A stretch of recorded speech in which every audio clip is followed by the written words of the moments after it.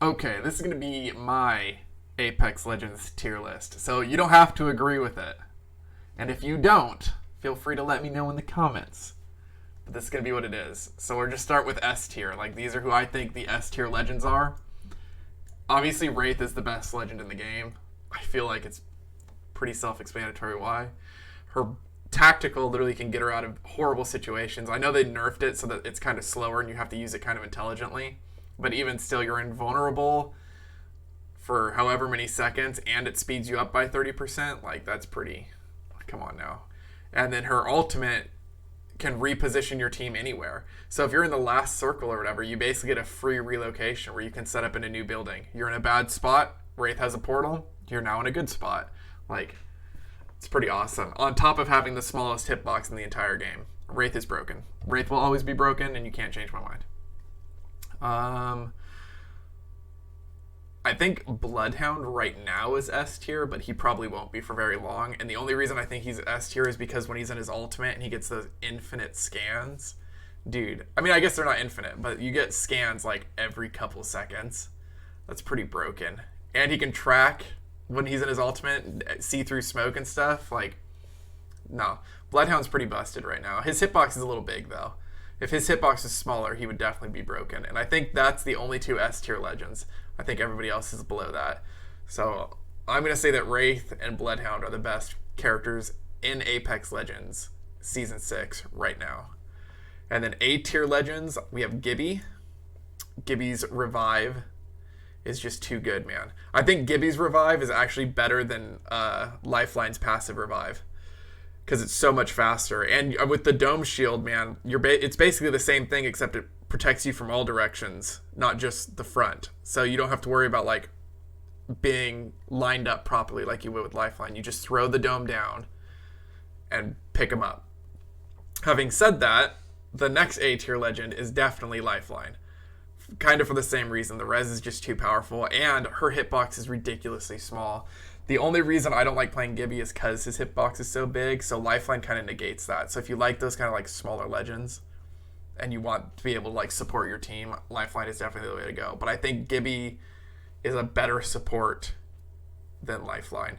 And Gibby's ult is a full-on like assault, man. You can use it to kill people. You can use it to block certain paths. You can use it as a escape if you throw it behind you and want to just run. Like, his ult's pretty busted too. Whereas Lifeline's ult is kind of like meh. It's kind of underwhelming. It's good, but it's not the greatest. I'm going to say Caustic is next in the A tier. Just because if you lock down a building with a Caustic, no team is getting in. They're going to have to nade you out. That's the only way they're going to get into the building is just to throw a ton of grenades in there. And there's really nothing he can do about that. But the gas is definitely stronger than Watts' fences. But having said that, Wattson is still A tier with her fences. The ability to stop grenades and then stopping Gibby ults and Bangalore ults is pretty insane. And I think she actually stops Revenant's orbs. And what else does she stop? Does she stop Loba's bracelet? I think she does stop Loba's bracelet. So I would put Caustic and Wattson both in A tier, but I think Caustic is technically better than Wattson. Especially if you're a solo player. If you're a team player, maybe Wattson might be a little bit better if you're a team. If you have like a full-on squad. Next, we're going to move into B tier legends. I would put Bangalore as like the definitive B tier character. I think Bangalore is the most balanced character in the game. She is not overpowered and she's not bad. She is completely and utterly average. Her smoke is useful in some instances, but can be really annoying if your team wasn't ready or you place it in the wrong spot. Her ultimate isn't good for dealing damage, but it can block an entire area. So, or it can, kind of close off an entire area. So, I mean, she's not bad, but she's not the best. She's completely and totally average.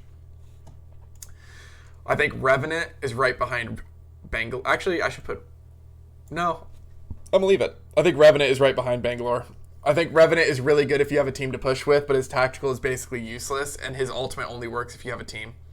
So if you have a full squad, and you're running a Revenant and a Wraith, like, that's awesome. Good for you. But otherwise, like, solo queuing with Revenant is a nightmare because you have to place his totem just so that your team can use it. And all of you don't use it and push at the same time, it does nothing. You're just going to get sent back. And now you have low health.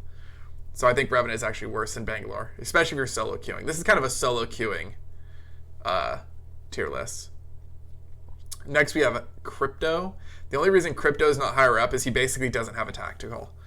I know he has his drone as his tactical right, but you shouldn't really be throwing out the drone just randomly. Or even, I mean, you really got to like think about when you're throwing out your drone. Nobody else has a tactical like that, right? Like all of the other tacticals in the game, you can kind of just throw out at will, and it doesn't matter. You're not going to mess your team up. Bangalore's kind of an exception to that.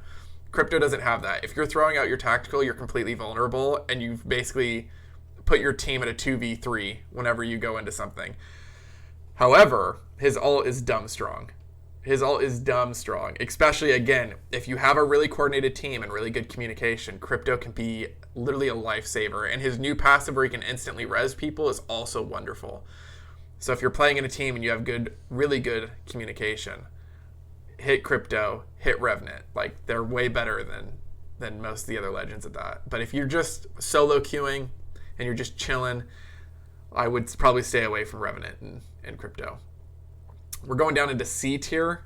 I think the first C tier legend is Pathfinder. I know, everyone's going to be mad at this. But that nerf to Pathfinder's tactical, 35 seconds per grapple is way too much. And until it gets better, he's just not that good. Yep, Lazy Finn's angry. I knew it was going to happen. I'm telling you, man, I don't think Pathfinder is good. I think Pathfinder is one of the worst legends in the entire game right now. Because his tactical is so long. And his zipline is really honestly not that much more useful than Octane's jump pad now because you can't dance on the zipline. When they nerf ziplines, they nerf Pathfinder. So Pathfinder's taken huge nerfs and he's one of the larger hitboxes. Pathfinder is not good right now. Sorry. He doesn't do anything that any of the other legends can do. And his tactical is too long for it to be any use. Like, he's not going to relocate you better than Wraith. His tactical isn't going to get him out of enough situations fast enough now. He's just not that good. And he's too big. Wah, wah, wah. I know.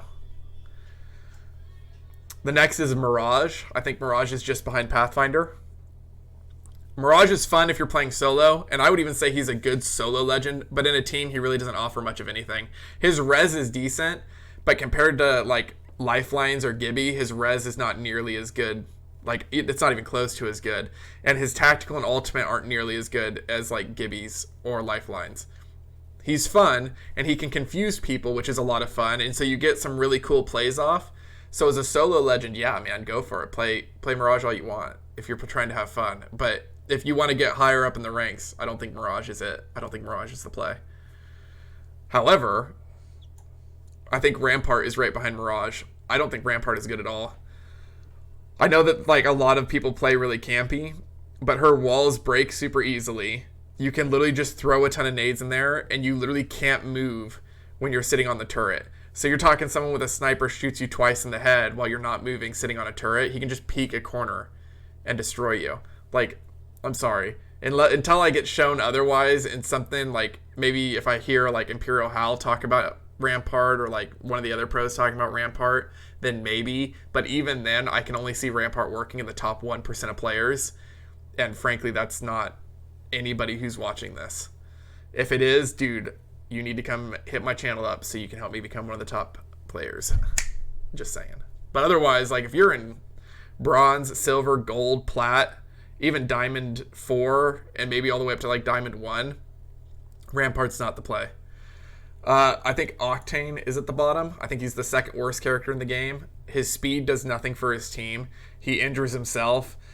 Honestly, I think he's one of the best 1v1 fighters in the game. So if you're, like, playing solo and you 1v1 somebody else, so if you happen to catch, like, a Bloodhound just out in the open all by his lonesome and you're an Octane main, dude, hell yeah. But if you're, like, trying to 1v3, like, it's really hard with Octane. And his jump pad is quite useless. I mean, you can use it to kind of block doors, I guess, but people can just slide jump over it.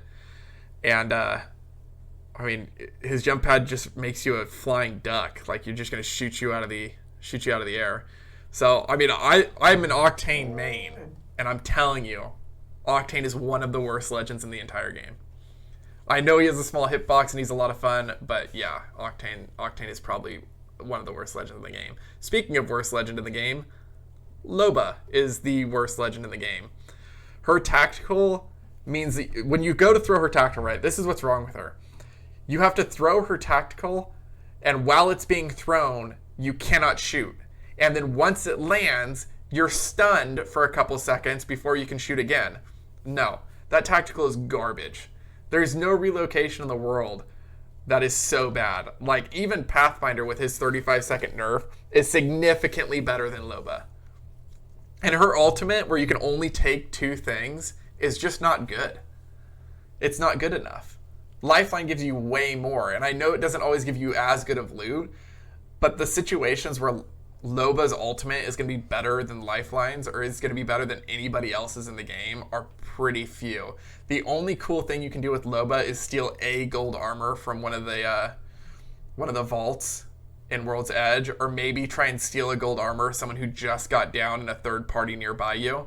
But other than that, I mean, Loba's useless, man. And she's huge. I think Loba's one of the bigger legends. I think the only people who are bigger than her are Gibby, Caustic, and Watson.